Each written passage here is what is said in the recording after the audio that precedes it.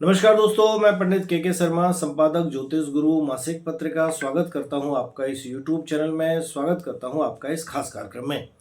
इस खास कार्यक्रम में हम आपके समक्ष समय समय पर उपस्थित होते हैं। बहुत ही ज्ञानवर्धक, रोचक और जिज्ञासु विषय के साथ हम बात करते हैं धर्म, अध्यात्म, ज्योतिष जैसे विषय की।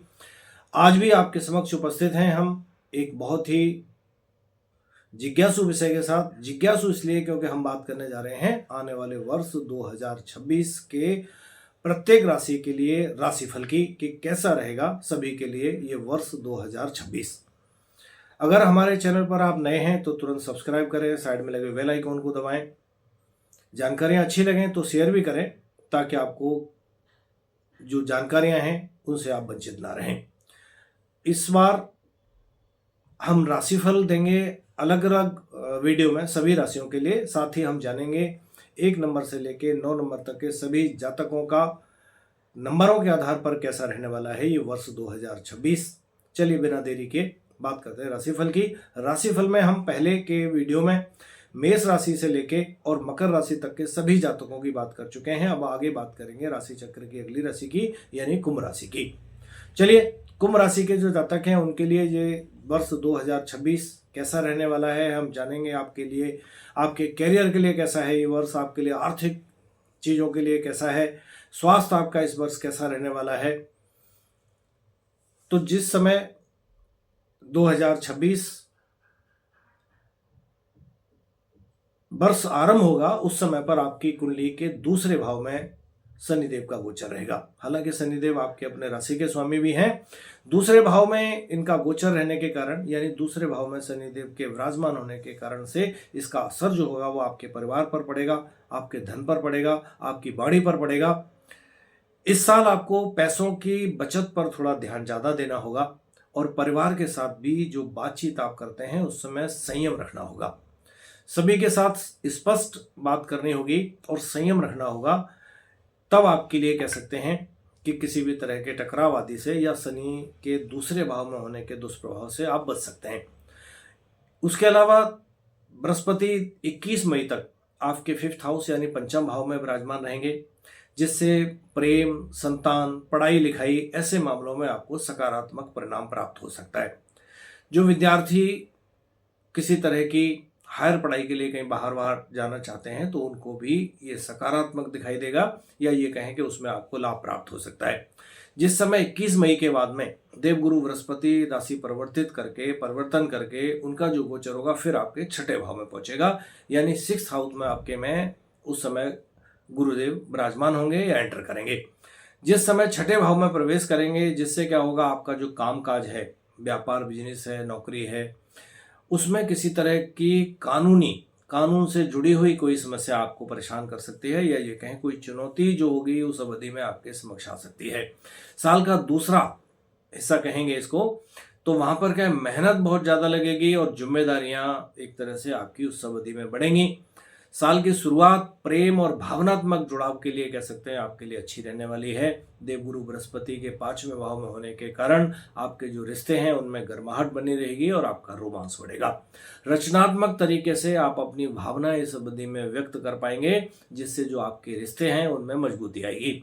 शनि दूसरे भाव में होने के कारण आपकी जो बोलचाल होगी उसमें थोड़ी कड़वाहट टाइप की रह सकती है या कई बार होता है ना, सही को सही बोलने जैसी होती है या ये कहें कि शब्दों का हेरफेर होता है किसी भी बात को अगर आप कहना चाहते हैं तो बोलचाल में आप अपने शब्दों पर पूरा तरह से मर्यादित रहें या ध्यान रखकर बोलें, ये आपके लिए बहुत जरूरी होगा। खासकर परिवार के जो लोग हैं उनके साथ किसी तरह के ऐसे शब्द जो कड़े हों, कठोर हों, उनसे आपको बचना चाहिए। मई के बाद में क्या होगा, आपको जो आपका कार्य व्यवसाय है, नौकरी है, बिजनेस है, जो भी है उसमें आपके ऊपर काम का दबाव बढ़ सकता है, जिससे फिर क्या होगा कि आप अपने प्रेम जीवन या परिवार के लिए आप थोड़ा सा समय कम दे पाएंगे। इन चीजों में आपको संतुलन बनाकर चलना होगा यानी परिवार और काम के बीच में आपको पूरी तरह से संतुलन बनाना होगा। अगर हम आपके 2026 में करियर की बात करें या फाइनेंस की बात करें, क्योंकि ये दोनों ही चीजें ऐसी हैं कि जिनके लिए व्यक्ति बहुत ज्यादा चिंतित रहता है, तो पूरे साल आर्थिक अनुशासन आपके लिए बहुत ज्यादा जरूरी होगा यानी कि फिजूल खर्ची से आपको बचना होगा। शनि की स्थिति आय और पारिवारिक खर्चों पर असर डाल सकती है, इसलिए फालतू के खर्चे जो भी हैं उनको आप पूरी तरह से नियंत्रित करें या उनके ऊपर अंकुश लगाएं और धीरे धीरे आप अपनी बचत की ओर ध्यान दें ताकि खराब समय पर वो आपके काम आ सके।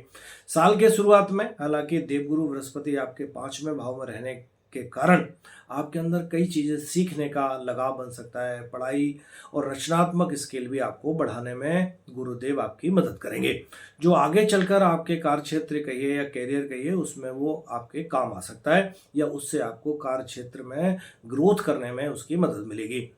21 मई के बाद में जिस समय देवगुरु बृहस्पति आपके 6ठे भाव में जा चुके हैं, उस समय काम की तरफ से बहुत ज़्यादा प्रेशर आपको महसूस हो सकता है आपको नौकरी बदलने जैसी स्थिति भी आपके समक्ष आ जाए या जिम्मेदारियां आपकी बहुत ज़्यादा बढ़ जाएं, जिनके कारण आप आपको थका हुआ सा महसूस कर सकते हैं। इस समय पर जो भी नियम है, जो भी सही तरीका है, उसका इस्तेमाल करके ही आपको आगे बढ़ना होगा। किसी भी तरह का शॉर्टकट आपके लिए नुकसानदायक साबित हो सकता है, यानी कह सकते हैं कि तरक्की आपकी जो होगी वो आपकी मेहनत से मिलेगी। इस समय आपको थोड़ी मेहनत ज़्यादा करनी होगी और ईमानदारी के साथ आप अपने काम में आगे बढ़ें।